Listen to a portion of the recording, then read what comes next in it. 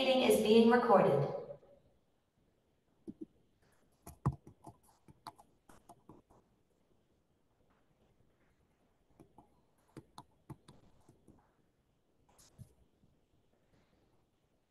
And, Sorry. Thurston, can you hear us?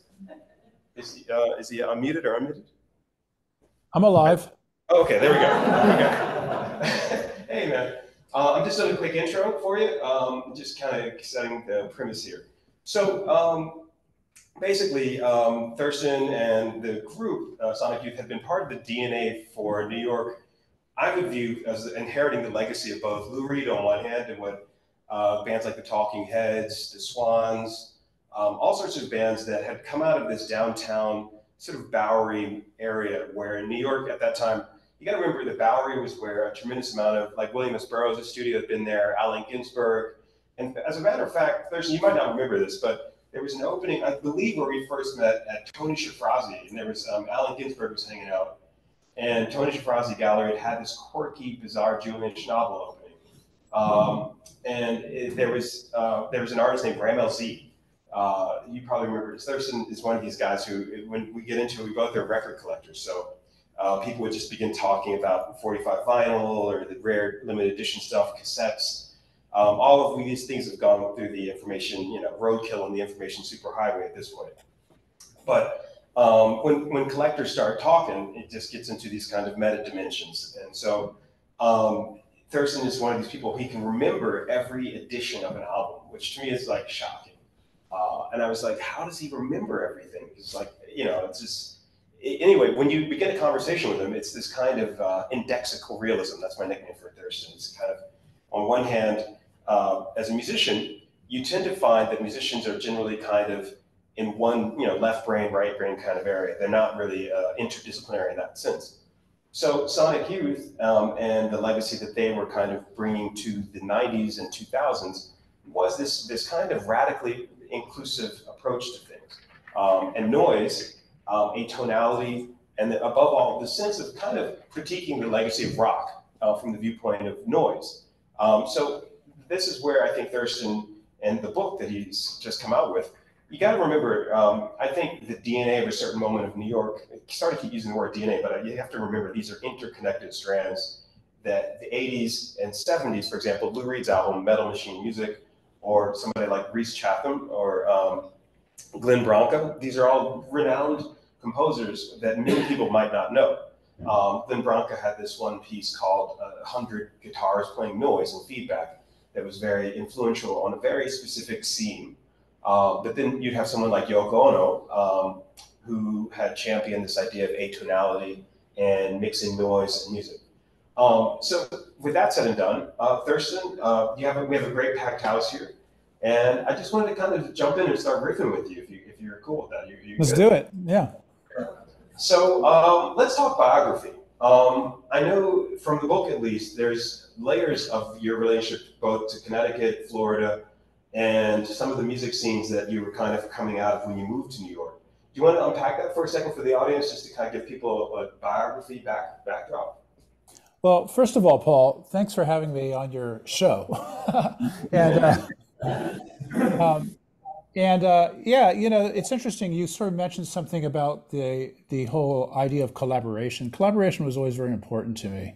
And I was really drawn early on to what I saw as really intriguing communities, especially in the art world.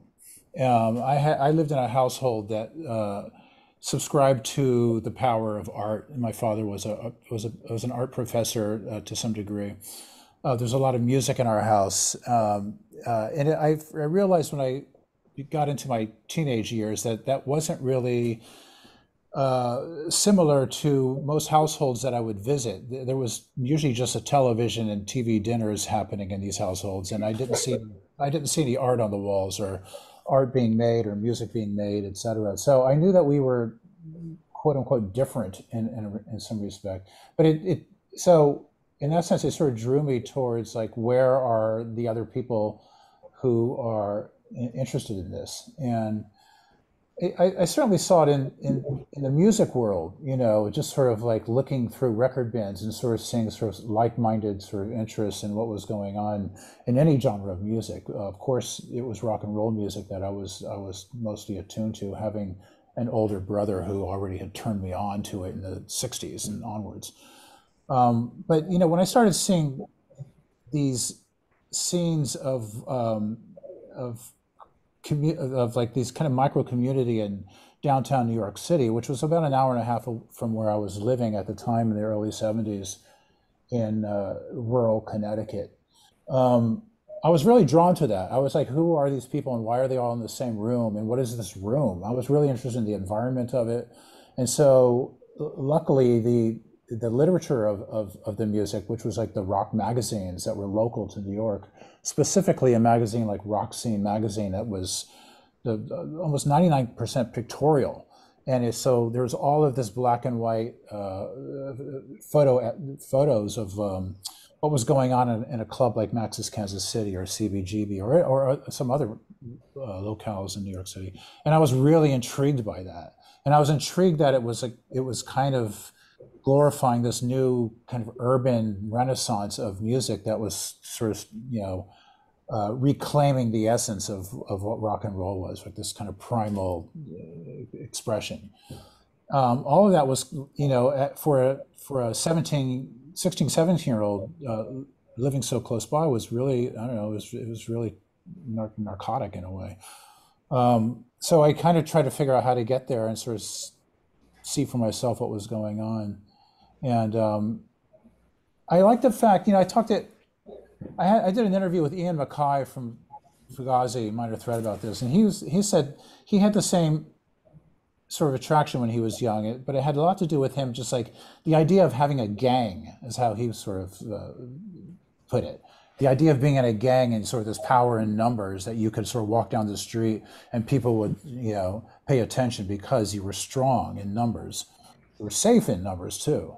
And so they would enter these clubs and they all sort of listened to the same records and they were into the same, the same sort of popular and sub-popular art that was going on in film and such. And so that, in some ways, what drew people together was like, when the Ramones talked about like being influenced by the Stooges, nobody talked about being influenced by the Stooges in 1972. The Stooges were like so marginal to music culture. They were completely unknown, and if they were known, they were kind of they were wrong, because what was correct in youth culture at the time was this idea of leaving the city, going to the country, and creating your kind of new environment of hippie life, away from like the expectations of the standards of like of being a banker or being part of polite society. And in some ways, what was going on in New York City was like a return to this idea of embracing the city, because the city, the urban was not hip, and that didn't really become hip until you saw a picture that Gerard Malanga took of Patti Smith standing on a subway platform, So that, to me, that was major for me to sort of see those images and knowing that, I felt more like that was like a new identity for somebody my age, and I could sort of break away from this kind of worn out post-Vietnam hippie, all-encompassing kind of like culture for youth. So in some ways, that was really important to me, to find that community. I guess that's long-winded. I mean, when you're talking about collaboration, my favorite records are always the ones that are like mixtapes and like anthology, like compilation albums, where all these bands are on this album that all have this come from the same aesthetic in a way, and then they all sound the same. I always like music that sounds the same. It's like, why do you listen to like reggae? It all sounds the same. It's like, I like it because it sounds the same. I like this. Okay. Yeah, I mean, it's a vocabulary that everybody shares, and so in punk and hardcore music, that was a shared vocabulary of like of what you were doing, and that was where your power was. That was where your communitarian power was, and I love that. So I like genres of music that sort of stick to their guns and sound like each other. Okay, so the thing that really, to me at least, is a core theme for your work, and your book, by the way, it's kind of a love letter to a certain time period of New York. you got to remember in the 70s, we had New York was really bombed out. There was a tremendous amount of, there's an infamous cover of the New York Times where it says, "From Gerald Ford to New York, drop dead." I don't know if anybody remembers that, but post-Nixon administration, Vietnam, Tribeca and Soho used to be a ghetto. I'm using air quotes there. The sculptor, for example, Richard Serra, my old studio space is at 183 Duane, and Richard Serra's 173. The guys from Sonic Youth Studio was on Murray Street. The Beastie Boys they were across from you guys, I think, on Murray Street. Yeah. We had a studio on Murray Street For like a long time. not from like 95 until 9/11, and I think one of the engines from one of the planes that attacked the World Trade Center landed on the rooftop of our studio building. Sat there for a year. Right. So for me, at least, the common recurring motif for your work is this kind of like obsession compulsion towards noise and irreverence for thinking about chord progressions. And you got to remember, for music, the chord is what it holds the song together. The most post-World War II music that we can think of, if you think about, in your book, you begin with thinking about Louie Louie and all this kind of 60s stuff, the surf music, seeing Elvis, and then pivot over to people like Patti Smith and Lou Reed, who became more and more sort of what you call deconstructive. So do you want to unpack that for a second? Because why noise? That's one thing I always wanted to ask you, because you also like jazz a lot too, and those are two. Yeah. I was sort of into the idea of giving equal value to discord, in any kind of conception of music or even visual art. I mean, the idea of you think of discord as being more radical, but it to me it was sort of it was yin yang, and it was wanting to sort of catered to this feeling of wanting to investigate subversion, and I was always interested in music and art that sort of subverted expectations, and not everybody is, and I understand this, it's not very sellable, that's for sure, but I really enjoyed that aspect of music and art, because there was more of an unknown there, and there was more that could lead into, to me, more curious and intriguing investigations. And in some ways, the noisy aspects of music that come out of distortion, or just like the feedback from an amp that sort of happens during a live gig. I was always interested. To me, like going to a classical concert, the best moment is like the tuning up for the first 30 minutes of that concert. At the beginning, it's just like so beautiful to me, because there's something very random going on, and there's something moving going on that's sort of it's unscripted, and to me those are the moments. You talk to a noise artist, like a true noise artist, like a Japanese noise artist like Merzbow, like Masami Akita, and he talks about loving rock and roll, but fetishizing these aspects in rock and roll that were really kind of sort of improper, and sort of and creating he created a whole legacy of his life's work to investigating what that is as a noise artist, and to the point where it becomes almost perverse. You couldn't stay in the same room with one of his performances unless you would sit on the floor like myself and just have your hands really smashed against your ears and just like feel your body and your bones trembling. I love that, but I know that it's not for everyday use. Right. And Sonic Youth was all about trying to sort of incorporate that extremism with traditionalism anyway, and right. sort of trying to become bedfellows with this extremist ideas in music, with more sort of populist, genuine endearment of what was going on in traditional music. Right. So, but to me at least, rock generally was viewed, when I was coming up in the early '90s. Your albums, I remember reading, obviously, to me, the classic of you guys is Cool Thing with Chuck D from Public Enemy. And I believe you guys recorded that on Green Street, if I remember correctly. Is that right? Green Street? The Magic Shop Studio on Green Street, yeah. And the engineer had been working with Public Enemy for a little bit, if I remember correctly. It's in the book.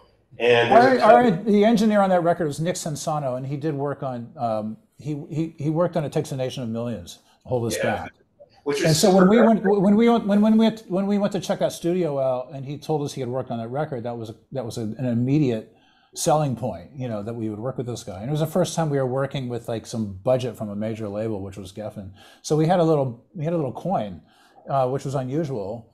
And you know, we always had this idea through the '80s that, man, imagine what like bands like us would sound like if we had the same recording budget as Aerosmith. And like, you know, it was a total fantasy. It was like, wow, imagine that. You know, what would that be like if, you know, if Black Flag or Minutemen or, you know, the Butthole Surfers or whatever had this kind of budget to really record in 24 track and blah, blah, blah. And it sort of came to be, and it was sort of like, by the time it did come to be, it wasn't really that interesting. In fact, the music sort of got a bit diffused, you know, by that technology.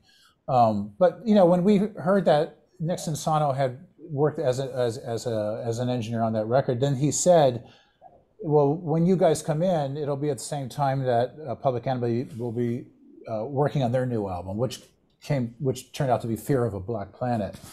And that's how Chuck came into our studio. It was very intimate there. They had sort of the A studio and we had the B studio. But the common room where the TV was on all the time, you know, you can imagine sitting around with Flavor Flav watching Jeopardy. It was kind of cool. Yeah, I mean, so amusingly enough, the thing about Public Enemy's albums was the collage. And then with you guys, it was like this wall of sound, noise, inheritance, both from like Hendrix's, you know, there's this moment where Hendrix kind of breaks apart the idea that the guitar becomes a generating instrument. Same with when Bob Dylan switched over to the electric guitar, that was shocking. So amusingly, that was a big controversy when you go from acoustic guitar to electric guitar, and then from the guitar itself to noise, but then going from that noise from the late 60s moment. Can I show the photo of, Thurston, I have a fun photo from your book. If we just, it's you listening to Lou Reed's Metal Machine music. If we can just pull that up. And Lou Reed obviously kind of got into this notion that, that's the book cover. And yeah, there we go. Thurston, I don't know if you can see this. Okay, so imagine you're a kid in rural Connecticut and you get this crazy album. Lou Reed had been the soundtrack to Andy Warhol's kind of layered relationship. You know, obviously the Velvet Underground. There was a whole sensibility. Andy Warhol's studio was off of Union Square, and he used to release All Tomorrow's Parties, they were called. And the Velvet Underground would be playing. But then when Lou Reed did his side projects, he would focus on this kind of poetics and, again, deconstructed sound. Then you have people like Yoko Ono. When she arrived in New York, she was hanging out with people like Ornette Coleman. So I always chuckle about this. Thurston, I love this photo of you. It's a great, I think this is the perfect DNA of the book here. And let's just kind of okay, if I was thinking about the metaphysics of noise, because this is something that keeps recurring in the book, it's partly a social phenomenon, because you went out to events that a lot of people would like not think of as accessible. And I view you as kind of an amateur anthropologist. Like you would go to crazy noise events, crazy free jazz. Do you want to talk about that? What made you, in a certain sense, from that late 70s to the 80s, kind of more of an open, because most people usually go to one style. That's what they're into. They keep going to those parties, they keep going to those events. But in New York, there would be this ecosystem of avant-garde, crazy loft parties, weird indie clubs that were underground. Even Max's Kansas City or CBGB's at that time were still considered quite underground. Do you want to riff on that for a second? Yeah, well, you know, I think I'm 16 years old in that photo, and it's 1978, I think, 77. I was 20 in '78, so I'm a little older than that. And yeah, my good friend who was the only person who was interested in what I was interested in at that time in my high school. His name was Harold, and he figures prominently in the first quarter of the book as the only acolyte I have in this. He took that photo, and it was kind of the photo was kind of, we were kind of just having fun. I was just like, imagine if take a photo of me listening to this record and I'm snapping my fingers while I'm listening to it, and that was kind of it wasn't, we didn't have any agenda towards that photo ever becoming public at the time. You got your photos back from the drugstore, and there was like, oh, cool. And you both saw it, and I always just held on to it, thinking someday this would be my author photo. But I never. That record was interesting because it was so historically audacious. When Lou Reed released that as a double album, and originally he wanted the record label RCA to release it on their Red Seal imprint, which was like a classical music imprint they had, and they refused. And when they did release it, it broke the record for the most returns of an album ever. But it was just, to me, I just thought it was glorious. And the fact that side 4 on the vinyl record actually has a locked groove on it. So it's just like, it's unending. And it's a masterpiece of drone music. And in some ways, Lou Reed, his concept of drone music was so singular. I always thought of Lou like being interested in a lot of sort of noise-centric music as being, he's kind of coming out of a void, which I mean that it's his own sort of like creation where I don't think he's really listening to like any kind of like, world of like of experimental noise music. I think he's aware of it, but I think he's a rock and roller. He's a poet.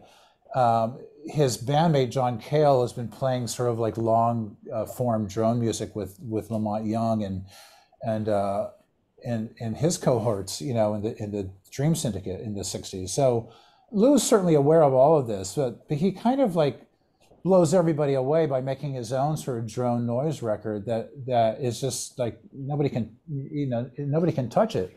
And I always listened to it at that time, and at that time I certainly didn't have any real specific knowledge of what that scene was coming out of the 60s, especially Lamont Young, et cetera. And then the documents, the recordings were completely and utterly obscure. So metal machine music, for a lot of people like myself who are interested in like the farther out realms of rock music, which was kind of being exemplified by, certainly Lou Reed or David Bowie or Iggy Pop. They were like the holy triumvirate of just like pushing the boundaries of what was going on in rock music. And Bowie being the most successful. Bowie was like the Beatles. He was able to bring avant-garde tendencies into the popular sphere successfully. I mean, those are the two artists who've done that the most successfully. Those two artists, and also a genre such as hip hop, because hip hop is the only really successful experimental music that exists in the mainstream ever in the history of it. So that to me was just like really remarkable, and hence would really sort of bring me into sort of being so interested in hip hop culture, where Sonic Youth actually plays around with doing sort of beats and samples and collaborating with somebody like Chuck D at the time, not just for any kind of gimmick, but we really we felt very, very close aesthetically, with what was going on with Public Enemy at that time, and would continue to, So, to me, metal machine music, it was sold as a rock record. When you would read the Lou Reed's liners notes in it, the last line in it is like, "My day beats your year," which is like, which is like what a line. It's just like, oh, all right, dude. It's just like that kind of thinking that kind of person was like doing this kind of work. Again, it made me want to run to the city and sort of be part of that kind of. That's just kind of like nothing can stand in your way. It's like you do what you can. And so I was always attracted to people who had that kind of mindset. Like it's like there really are no rules, but there are kind of established motifs in the music that are traditional that you can really utilize and have respect for, because there's a reason why they became established, because they actually it's a shared dialogue, and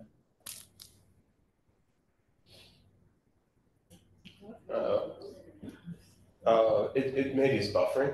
And hey, Thurston, can you hear us? hi. Okay, yeah. I'm For some trying to say reason hi. on the Yeah, it froze up. yeah, the screen Is it's it the freezing? Are you guys like are you guys in snowstorm weather? yeah, it's a crazy snowstorm up here.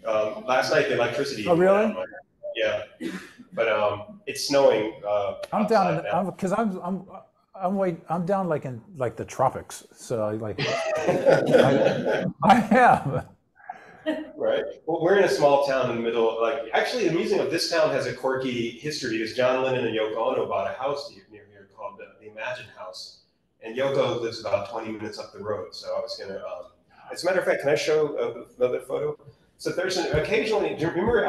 So I produced some stuff with Yoko. Used to do a trio with together. If you scroll down a little, one more. Yep. So Thurston, can you see this? Yeah. But yeah, we did a You're, trio. We did a few gigs. Yeah, we would do some shows, and there she had the album "Yes, I'm a Witch," so I did the beats for that. But Yeah, I remixed something on there too. yeah, Those are some of those, I love doing those gigs with her. She to me. I mean, you talk about Lou Reed. I mean, you have to talk about Yoko like in the same breath. It's like iconoclastic. Does not it is not informed by any kind of typical critique. And I remember meeting her. One of the. I think it was the first time I really met her or talked to her. It was that day. That was outdoors down at the Battery, in New York City, and and we did that gig, and that was so cool. And you were playing like a contrabass. yeah, I still do. I play electric bass for most of my tracks. I'm using it right now. I'm in the middle of finishing a bunch of projects up here because I moved up here because it's quiet and I'm finishing 2 books. But eerily enough, Yoko's work with her relationship to Ornette Coleman, to me at least, was a part of the conversation in Ornette Coleman's loft parties. So when I first moved to New York, Ornette would have these weird like parties where you go and he'd be playing a plastic saxophone, walking around the house or something. And Yoko had invited me up to the Dakota a couple times, so we met and we were just chatting. And you kind of, I remember there was a spot called the Cooler on 14th Street. I'm just mentioning this to the audience, obviously you know that one. But there was a bunch of clubs that were very indie, very underground, but also kind of quirkily accessible. And so Thurston would always, you bump into him at the Knitting Factory on Leonard Street, or there's all these kind of, New York's a very different landscape right now. So, but I do want to pivot back to the book a little bit. I wanted to show the audience that just to give people a sense of the interpersonal connection, but also just history. So Thurston, I want to unpack some of the art stuff because you've worked with people like Dan Graham, Vito Conchi, Tony Orsler did the video projections for your shows, Cindy Sherman, and most of these people are very downtown as well. And even other folks like Christian Marclay, obviously, Rita Ackerman. Many of those guys either worked with you or did album covers, or you guys did an exhibition where you curate some of their work. Do you want to unpack some of that? Because in the book, you go through kind of an autobiographical downtown, and I think it's a really good way to just bring the audience into that kind of the mix. The connection between like the downtown visual art scene and the downtown experimental music scene was very explicit. I mean, it kind of historically had always been since, I mean, at least since the 60s. I mean, when you talk about the Velvet Underground being part of Andy Warhol's world at the Factory, et cetera, I mean, in some ways, that was all you ever heard about. There wasn't like any big scene around the Velvet Underground. There wasn't a bunch of bands that sounded like the Velvet Underground or like were kind of, there was a lot of bands in downtown New York, but they were mostly sort of Greenwich Village kind of rock bands or folk music. There was rhythm and blues stuff, but there was not like a very large experimental music scene that anybody really talked about. They talked about the Velvet Underground if they talked about anything, and the Velvet Underground weren't even sort of like big news in the 60s and early 70s. It was only it was for a very marginal subculture that was aware of that group. But they came to sort of be like the role models of what a group could be. What they were doing with like electric viola and alternative tuned guitar and lyrics that were coming from from very deep readings of like poetics and and a drummer who stood behind a minimal kit and played like a a very minimal style of of like Bo Diddley drumming. I mean, it was just everything about that group was so unusual, and it continued to be unusual. And you could never really, you know, you can never really sort of copy the Velvet Underground without sounding like you're copying the Velvet Underground. But it's a famous dictum of like the 13 people who bought a Velvet Underground record started a band, and then it kind of multiplied, and then you have punk rock. Same thing. Same thing with the Stooges too, right? But so those two bands are the most important bands, certainly coming out of like that era, and by the time I got to New York in the mid '70s, it was a given that people were interdisciplinary in what they were doing with their own creative impulses. So you could be a painter and be in a band, and vice versa, and you could be a writer and be in a band, vice versa. You could be a writer or painter. So the idea of interdiscipline was a given. But there was in some ways that wasn't always the case, and there was always sort of this kind of like proper place for what your artistic discipline was. I mean, it changes in the late '50s, certainly with like the Black Mountain School of John Cage and Merce Cunningham, and everybody doing like these first sort of interdisciplinary performances. And so by the time I got to New York, that's already that's so established already. And to me, the people who were making the most interesting music were the non-musicians, because I wasn't really interested in hearing further concepts of traditional music or traditional technique, at least. So I could care less what Eric Clapton was doing, because it's like, yeah, the guy's a fantastic guitar player, but I figured like it's something orally I decoded, and I didn't really feel like any ambition to sort of follow that technique. I was more interested in what somebody like Ardo Lindsay and DNA doing, or what Lydia Lunch how she was playing slide guitar, or Pat Place was playing slide guitar in the Butch Tetras.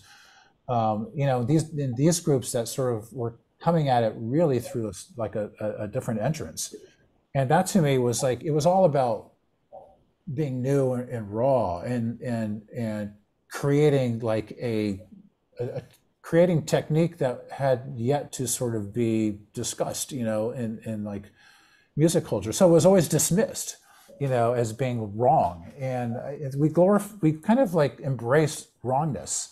Because we knew that what it was artful, and it had a lot to do with what was going on in the downtown art scene. And the downtown artists who came out of more marginalized art concepts such as minimalism and postmodern artists who dealt with like text art and just even abstraction. So when you have people like Vito Acconci or Dan Graham, they're really interested in punk rock because they sort of see punk rock as being having a lot of the same ideas that they had been expressing since the late '60s. Mm-hmm. Vito Acconci would always tell me about going to see the Velvet Underground. He said it was the only band that made him want to do art. And I always wanted to be in it. When I would go see a band play, I always, to me, if that band made me want to run to the practice room and play, that was to me the best band. So when going to see a band like the Minutemen, and just like I just want to go, I want to go do some songwriting. I want to play. Well, so by the way, is that Alice Coltrane behind you? It's a little blurry. There's a record cover behind you. There's a record cover behind me. What? That one? Yeah, that's Alice Coltrane. That's a painting that somebody did of an Alice Coltrane album that we sent away for. We saw it. Okay. I can try to find out the artist's name if you want.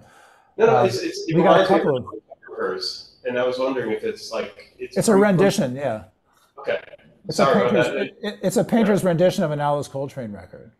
So let's pivot for a second, because you mentioned. And that's a photo that Susie Horgan took of Alec Mackay's hands in the DC hardcore band Faith.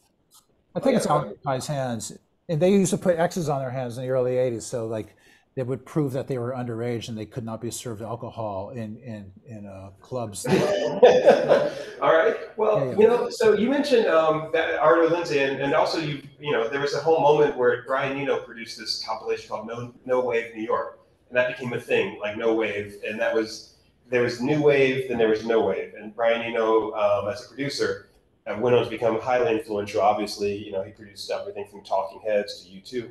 But for you guys, again in the book, I just want to bring this home to the audience. He's writing from a perspective of kind of like a flaneur, someone who's going through this downtown New York, and the band at the time. I want to just talk about some of the legacy of folks that you've influenced and worked with, like people like Beck, Nirvana, Sigur Rós, My Bloody Valentine, the Yeah Yeah Yeahs. The list goes on. I mean, obviously people like Patti Smith and Lou Reed are a foundation, but some of the other people that came out of the trajectory of what you guys are doing, especially Nirvana, one could argue if you listen to Cool Thing and then compare that to some of the stuff from their album, what's it, Insecticide, if I remember correctly, you guys kind of opened the door for Nirvana. That was my take on it a little bit, because you were friends with Kurt Cobain, and do you want to, in the book, you kind of riff on that a little bit too. Do you want to kind of talk about that for a second? If that's okay. Well, yeah, I mean, by that point in the late 80s, we had already sort of been around the block a bit, and we had already toured overseas a couple of times. We sort of began in late 80 and started to get the name Sonic Youth happening in early 81 after a couple other names. And yeah, I mean, so what we were doing in some ways was kind of polarizing for people who are really into sort of the art rock world we were coming out of, because we were employing traditional kind of raucous tropes into our music. Just the idea that we were like two guitars, bass, and drums, and alone was this kind of like, well, why don't Glenn Branca was like six guitars and a drummer and a bass, and there was, it was always this thing of just like really eradicating sort of like the traditional setup of what a band was. But I think our thing was like, well, we want to kind of give some credence to that because we respected that, but we also kind of were really also into completely investigating what we could do as an experimental rock band.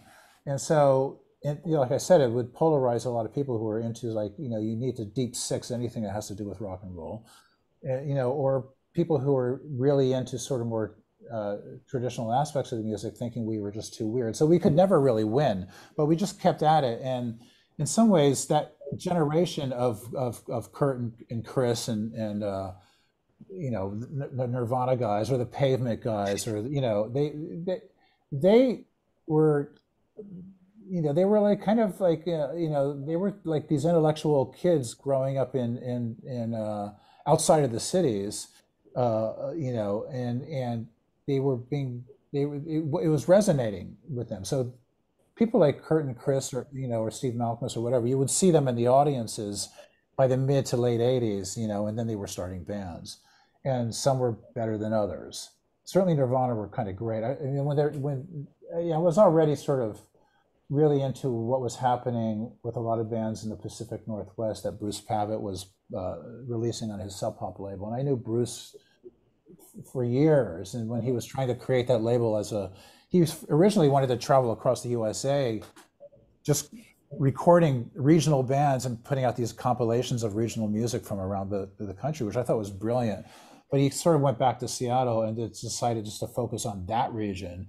And, because it was all of a sudden you sort of having these young bands coming up who were kind of like, they were kind of taking punk rock and growing their hair out they were actually being accepting to music that existed pre-punk, which was kind of like, you didn't do that at that time, but so it was kind of an audacious move. I mean, Black Flag kind of started it by like looking at heavy metal music, before punk, and putting that into their new Black Flag compositions, and that was really influential in bands like Nirvana and Melvins and such. And so we were kind of outliers even in that scene, but we were accepted as outliers in the same way that the Butthole Surfers were accepted as outliers, or even the Meat Puppets at that time. or in some sense, the Minutemen. We were the idea of bands that were just like really unique within this kind of culture of hardcore and punk, which had a had a really sort of it had a real set vocabulary. So most bands sounded like each other, but then there were some bands that came out of that scene that didn't sound like anybody, and we were one of them. And so we, in some sense, that's what we wanted to be. Even though I had a bit of a guilt about it, I always thought we should be more purist. So when we would show up with 16 junky guitars on stage, I felt like, oh man, all we need is one guitar each and just like really pure and raw and to the point. Like the hardcore bands I loved, who were the greatest bands on earth. I mean, to me, Minor Threat were the greatest band on earth in like 1981 when you would see them. It's like, or 80, 81, because it was so direct. It was so primal. It was just like they had their one thing they did and they did it. And we were doing 101 things, like in one song. And so I felt like maybe slightly conflicted about that. I would come to terms with it certainly in time. But to meet people like somebody like Kurt later on who would come to us and say like, we want to be like you guys. And I said, well, be like who you are, because their whole thing was very direct, and it was very minimal. And it was all about what was happening in that singer's voice. I think without that character, that which cannot be explained, the ineffable. That's what Kurt's voice was. It was ineffable. You cannot define it, because it was so genuine to his own sort of just his emotional life, and it connected with so many sensibilities. And so when we took them on tour and they were playing, and yeah, they opened for you guys. I mean, the Smells Like Teen Spirit became a big MTV song, and then all of a sudden their album started selling by the millions. And but just before then, I remember doing a tour, and not with them, but we went into some fast food place, and Lee Ronaldo was wearing like a Nirvana t-shirt. That we just, we all wore each other's t-shirts, but they were not on the map yet. And some kid behind the counter, he was all of 17 years old, said like, oh, I like that group, which was very unusual at the time, because bands like us were, we weren't really known in the public sphere so much. It was very sort of, there'd be 100, 200 people in a club, but it wasn't like thousands. But this kid was like, he represented those thousands who were like, they were taking their cues from MTV and listening to Bon Jovi and Motley Crue and whatever. But he recognized the name Nirvana, and he was like, "Oh, I like that group." And I knew right away when I heard that, I was like, "Oh, something's going on here." It's just like these guys are touching. They're really, and became more Nova than you would ever think. And to this day, I think Nirvana's neck and neck with the Beatles as far as like continual record sales, and it will always reflect the subculture of the bands that Nirvana came out of, which is like really wonderful in a way. Because for you to stand there and ask me a question about like Kurt Cobain, I get asked every day about him, and it's just like, yeah,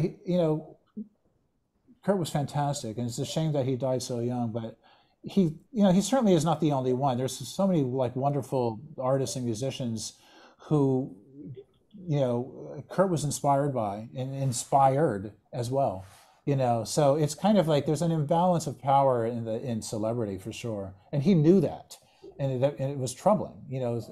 For somebody who just really wanted to be part of that community of people doing work without all the hullabaloo that goes on with celebrity. And so it was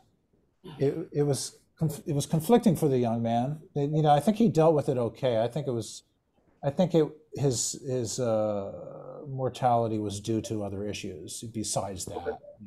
Well, and just to be respectful of everybody's time too, I want to make sure to leave some time for the audience. And so I have one last quick question, which is, the idea here that your book kind of comes out of a long legacy of when musicians write incredibly insightful kind of personal journeys through the time of when their music is kind of evolving. Obviously, Kim Gordon had a book called Girl in a Band. There's Legs McNeil's Please Kill Me, Grail Marcus, Lipstick Traces. There's all sorts of other, but what makes his book, and again, somebody took my copy of your book, by the way. I was sitting at a cafe. This has happened to me twice now, where I go to the bathroom and somebody takes a copy of my book when I'm sitting. They just want a piece of you. Yeah, I was like, what the fuck? Who took it? You walk out and the book is gone. And they left, there's a $2,000 laptop, there's a $1,500 iPhone Pro, whatever, and the only thing they took was the book. But I want to just, for my last question, and I'd love to open up to the audiences.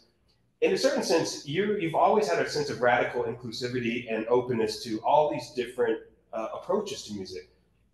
And Japan, obviously, Merzbow, in the German noise, is kind of seen as well. There's all sorts of really intriguing intersections going on. Where do you see yourself after the book? Are you going to be putting any albums out? What's next for you? I'm 65. I have a new record that's coming out in the fall that I recorded in England, and but I'm more interested right now in doing more writing. To me, it's like I've always sort of been engaged with wanting to be more of a published writer. I've done poetry journals all through the 80s and 90s and 2000s, and but I've never done a long form book until now with this book, because it takes an uninterrupted time to sit in a room and write. Look, I mean, the pandemic year really allowed me to do that in a big degree, and so right now I'm way down south, I'm sort of locked in a room, and I'm writing some fiction right now, and I've sort of I'm kind of more in the frame of mind of wanting to do that and stay in one place. I've been sort of like yourself, just traveling nonstop, playing music here and there and everywhere since the early '80s, and I love it, and I love reconnecting and seeing new and old friends and sites and whatever. But at the same time, I'm kind of focusing on that, and so I'm writing a new book. I don't know if I'm going to be doing too much touring, but I don't really I don't set agendas as such. And one of the things I always loved about music is just the aspect of free improvisation that sort of gets employed even in composition. I mean, it can sort of be it could formulate itself into composition. But as playing with you and Yoko, I mean, that was free improvised music, and I think in some ways there's so many stories that just that come up in real time in your life just through free improvisation. So I think there's a responsibility to order, but there's also this idea of realizing that there's nothing can really be set in stone. Each day is new, and so I count my blessings, and so that's what I'm doing right now to answer. Okay. Well, thank you. So everybody, Thurston Moore's Sonic Life, his new book just came out.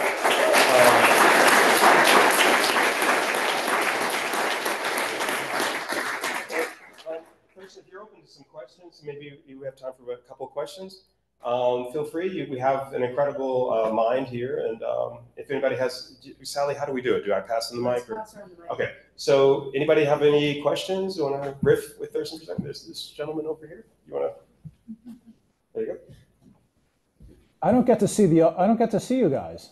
You see me. I'm like Oz, like a Wizard of Oz. Okay. So there, we're switching in. Oh, hey. That's me. So, very brief question, and I think I was one of those thousands that you were talking about. I was part of that time period for sure in that scene where the landscape has changed so much. But there's one word that's been used quite a bit, and that is the word noise. And Paul has talked about unpacking things. I wonder if you can unpack that and maybe get a comment from Paul as well when we're talking about noise. And I've certainly listened to Sonic Youth quite a bit, and a number of these other bands that we've talked about. Well, I mean, noise always, the term noise in music implies chaos. and it doesn't necessarily have to be chaos. I mean, noise is basically noise is sound. I mean, a cricket noise, or the noise of a babbling brook. So I mean, it's just another word. It's another word for just like sound in its purest form is noise. I would imagine. So I never took too much. To me, noise in music usually refers to discord, but that's not even like probably a correct definition of it. So I think it's really sort of open to be defined. What, like, one man's noise is another man's mellifluous sonority. So I don't know, but to me it's like I even like living in a rural scene, which I've lived a lot in.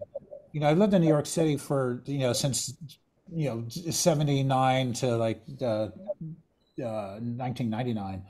And then I moved to Northampton, Massachusetts, which is a bit more rural around Smith College. And I lived in rural Connecticut for a while. But to me, it's like, there's a poet named Clark Coolidge, and they were asking him about living in the Berkshires because he lived there for a long time. And when I would go to Woodstock or whatever and play in certain places that are not unlike, where you are now, I noticed that there was like, there was always this idea of being really in like a more quieter part of the world, but for me it was like it was almost noisier than New York City with all the lawnmowers and tree cutters and and I find it even here, waking up to like leaf blowers blowing out in the street. And it's just like, in some ways the rural is actually noisier, because there's so much.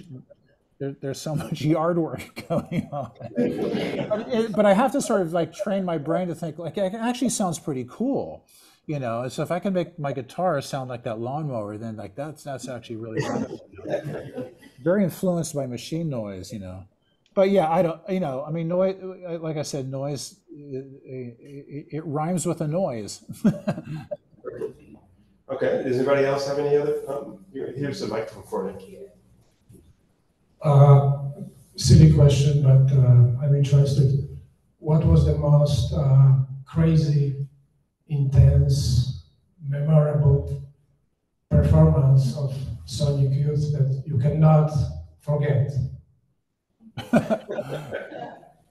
Paul, can you repeat that? Because I had so much reverb in my headphones. Sure. He was saying, what was the most memorable, craziest Sonic Youth memory that you cannot forget?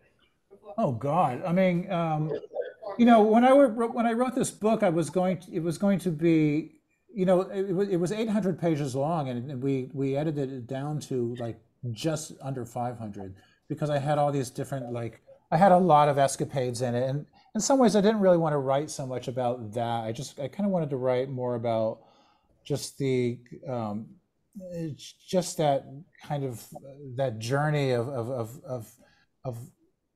a young person, why they would sort of have that vocation resonate with them, and so all the fun and games of like being on tour with a band. I mean, there's so many stories and so many music memoirs like that, and I can't really compare it to like a book that was written by Pete Townsend or Rod Stewart or something where they're talking about like, hanging out with the Rolling Stones in 1962 or something.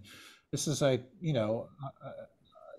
so I did, and I really didn't want it to be sort of like that like this kind of like a who's who thing of having fun with this superstar and having fun with that superstar at all. In fact, I didn't really want to write a memoir. I really wanted to write about just music essaying about other people's work, and write about like the documents and the ephemera of the signifiers of like what bring people into like wanting to work in the music community. And so, but it was easier to sell it as a memoir, and I knew that. And so that's that reality. The craziest things, I mean, my God, I don't know. I mean, I remember seeing when I started noticing people like actually jumping off stage and landing in the audience, I thought, oh, that looks like fun. And early on, like in the early 80s, and I was at CBGB's and we were playing, and there was that one moment that things were getting really hectic. And I said, now's the time. I'm going to jump off stage and like do a swan dive into the audience, and like this is going to be great. It's going to be like Iggy Pop, and it's going to be like, and I did. And as I jumped and was arcing into the audience, the entire room like split like the Red Sea, and I landed like on a table with a beer bottle jutting into my chest, and I had to be like escorted out of the. It was very humiliating. So, you know, I never did that so much again. I kind of learned the art of actually. I always loved going into the audience and sort of coming up really close to people with my guitar and just like playing physically with their bodies and such, you know, in the most respectable way, of course, and just creating sound coming from that kind of interaction. I always enjoyed. I don't know. I mean, we did tours that were like Lollapalooza tours with all these bands. That you know, there were some gigs were crazier than others, but you know, I feel a little foolish talking about crazy stuff. Okay. Well, anybody else? How about you in the back, and then you. So we'll bring the mic up. Yeah, she's coming over with the microphone.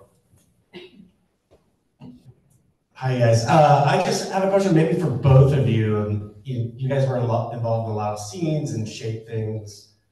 Just you know, future music scenes, especially with what they're calling AI and you know, algorithmic made music. How you guys feel about that as it starts to progress and more become a thing? Thurston, do you want me to repeat it, or did you hear it okay? Oh, well, Paul, I imagine you have a lot to say about this. I mean, you know, who's to say that I'm not AI Thurston right now? But yeah, I mean, this is a crazy year. And by the way, just to go to the heart of your question, I mean, I'm writing a book called Digital Fiction. It's about the role of algorithm shaping mass culture, mass narrative. And this year is the biggest amount of elections in human history, from Taiwan to also, there literally is about most major countries are having an election. And a democracy is a very fragile system of information and action. That at least, and to me, music is usually a mirror you hold up to society. So right now we're in this crisis of democracy. And in fact, I'm going to Greece for about a month and a half to go to I'm doing this side project. As me and Thurston, I love doing side weird art projects. I'm going to be going to the ruins of where democracies collapsed in ancient Greece for like a month. I'll be going around. And meanwhile, my house is here, and I hope my pipes don't burst. So basically, you know, AI is a tool like anything else. Some people find it controversial. I just feel it's a tool. I mean, there were riots when phonographs first came out. Musicians didn't want people to have record players because they felt that nobody would have work anymore. I use AI to make beats all the time. I use it to edit video. I'm doing an AI cookbook while I'm up here just for fun because I've been learning how to cook. I never, during the pandemic, I had to learn how to cook. And I realized, wow, I can actually figure out with AI some better ingredients, stuff like that. To me, it's not controversial. The controversy is that many artists' work have been used to train it. And so, say for example, I mean, again, Thurston probably have some insight on this. I have like hundreds of thousands of people listening to my stuff on like SoundCloud, Spotify, blah, blah, blah. And the algorithms keep recommending my music to all sorts of stuff. And I get like a fraction of a penny for whatever it's played. Meanwhile, if I sell vinyl or if Thurston sells vinyl, we actually have a direct relationship to the consumer in a way that I personally think vinyl has better quality and other issues like that. The algorithms now dominate online. I mean, from Netflix to Spotify to Amazon and so on. You're going to be seeing a massive pivot to people just generating algorithmically based everything. So in Japan, they call the science fiction writer William Gibson has a book called Iduru. And I've seen concerts in Japan where it's just a hologram singing on stage. There's this really big pop singer named Hatsune Miku, and she's huge, but her source code is owned by Toyota. And if you go to a concert of hers outside of Tokyo, it's like 20,000 people rocking to this crazy hologram. And recently there was a controversy, I'm using air quotes, where one of her fans wanted to marry her, and his family was against the marriage. And so he had to license the source code from Toyota, and then they stopped updating the software. So he had married this hologram and it started glitching. So I couldn't make this up. It's Japan. It's definitely. So I found that as an intriguing moment of like, and also he felt his family said no to the marriage, so they were being racist to the hologram. And so I always chuckle about the way information shapes aesthetics. Like if you go back to, I think the foundation of some of the things that Thurston's riffing on, to me at least, it's the Italian futurists. There's a guy named Luigi Russo who wrote this book, The Art of Noise. If you speak Italian, it's called Arte del Rumore. And he was also neo-fascist. So Mussolini, for example, took a lot of his style of poetry from Marinetti, who was an Italian futurist. And if you ever hear Mussolini's speeches, he's like, blah, blah, blah, blah. He was actually trying to sound like a futurist. And so that's now kind of hip hop or other things. You could easily see crazy relationships between noise, technology, and politics. At least that's my take on it right now. And obviously, we're in a quirky crisis of democracy. Obviously, because of misinformation. My nickname for Trump was like president as malware. He's kind of gotten to people's operating system and just fucked it up. But anyway, that's my take on it. I'll let Thurston, you the musician, composer, Afrofuturist composer, Sun Ra, who's no longer with us on this planet at least. When I had heard a story that he was booked to do a tour of Egypt, and he had told the promoter in Egypt, so can you send me some fabric from where I'm going from Egypt, so before I head out. And the promoter said, well, why? Sure, yeah, no problem, but why? He says, so I can feel the vibrations of where I'm going and the people where I'm going, the people who made that fabric. So please, I always ask promoters from different countries that I travel to send me fabrics from that country, so I could touch the fabric and feel the vibrational aspects of that country. And that to me was like one of the most kind of like astoundingly like beautiful anecdotes to hear about somebody who always talked about like his origin being in the cosmos. And so I always hold that dear, and I always think that it's all about this kind of this idea of being aware of what AI pretends to be, especially when it's to be able to understand the relationship between the physical world and the intangible. And I think that's sort of that is, it's not even the future, it's now, and so that coexistence to me, it requires a conscious awareness, and to me, it opens up all kinds of possibilities. And certainly it opens up a lot of sort of kind of devious play, in different realms of our social and political lives. But it's certainly not something that I think can really sort of be reprimanded or retained by control systems, even though that's going to be something that we'll be dealing with for some time coming. But yeah, I think what Paul's sort of getting into is completely and utterly fascinating. There's an article on the front page of today's Sunday New York Times in the book review section, where I haven't read it yet, but it's an extensive essay on AI and literature and the world of publishing. But I kind of stay away from it because I just like, to me, it's just like, for me, it's like the tactile is enough. I don't stream. I don't like, when people say like, oh, I listened to your new mix that was on Spotify. It's like, I don't have a mix on Spotify. I don't have an account with Spotify. I don't listen to Spotify. I don't stream music. What I do is I touch records, and I touch vibrational like objects, and those to me, like all the information that's inherent there, that's all I really want, and I don't require anything more. And not to denigrate it, but I find that in some ways it's good to live a life where you sort of have some kind of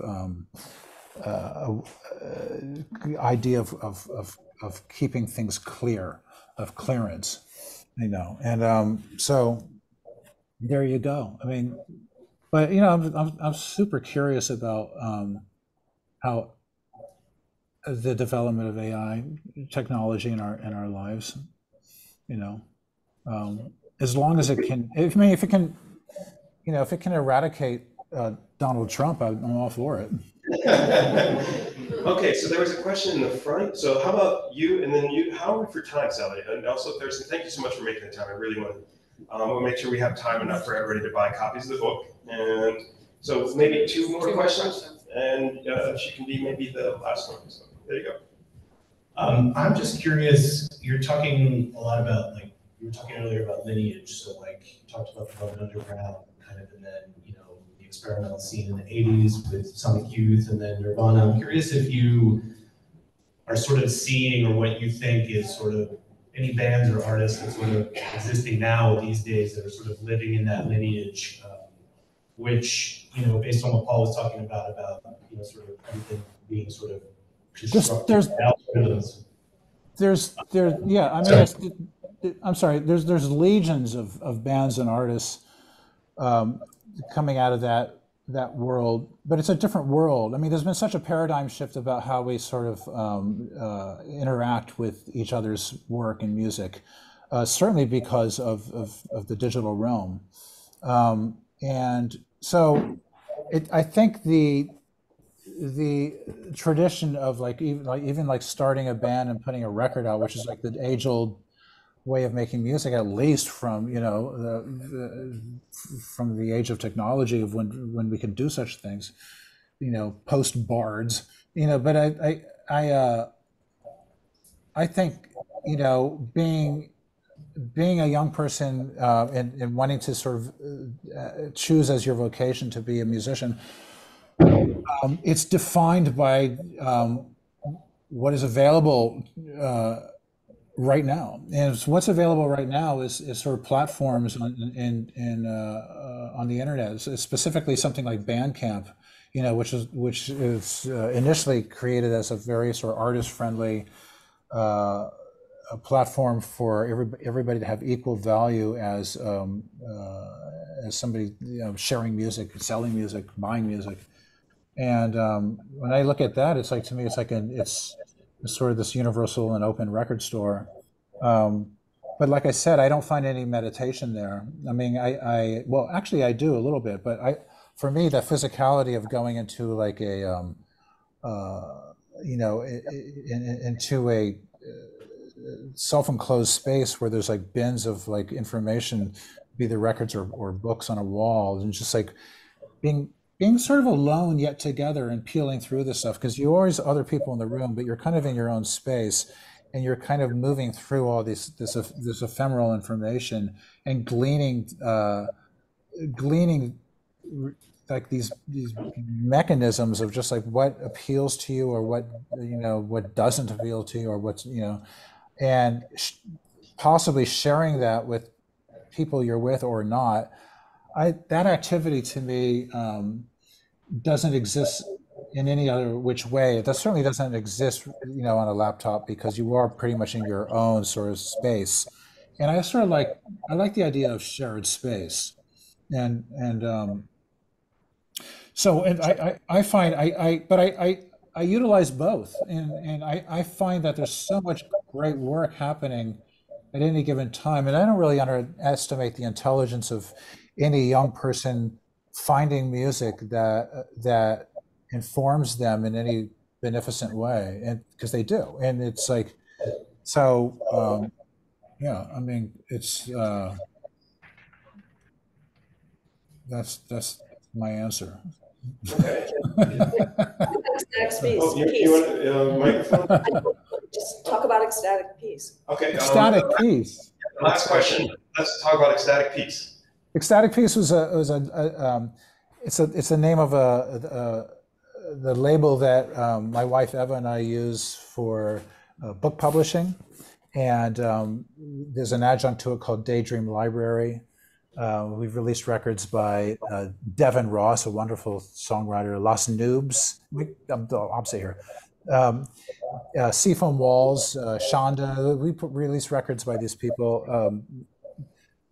Books by artists and musicians, David Toop, experimental musician from London, and Maggie Nichols, who's one of the great free improvising jazz vocalists in London. We're releasing her autobiography, and we've done books on the complete works of Luke Ferrari, Iku's Matrix composer from Paris, and so ecstatic piece is like the big umbrella of all that. And somebody from actually talked about Greece, an artist collective in Greece made this and sent it to us, and so yeah, we keep it hung up. Ecstatic piece itself comes from a Tom Wolfe book, the electric Kool-Aid acid test, and in one chapter he talks about what hippie culture was seeking, and he ended the chapter with like ecstatic peace exclamation mark, and I when I saw that in the early 80s, I was like, I'm taking that, and I Xeroxed it from the paperback that I had of the Tom Wolfe book, and I always use that as the title of anything I do with records and books and ecstatic peace.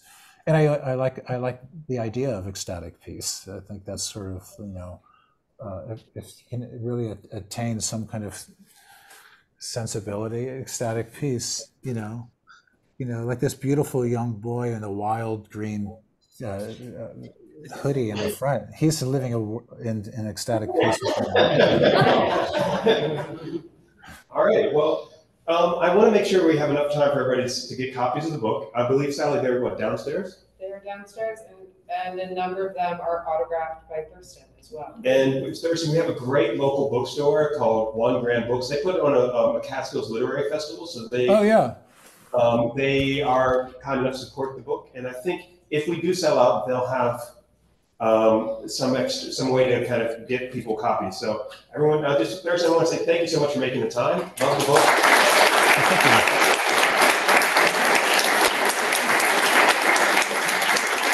And thank you guys for coming out in the middle of a snowstorm. I'll send you a photograph of what it looks like, man. It's swirling snow out there. But thanks again, right? Last time I played up there was in a blizzard a few years ago. And it's like, bye guys. Thank you. You're welcome.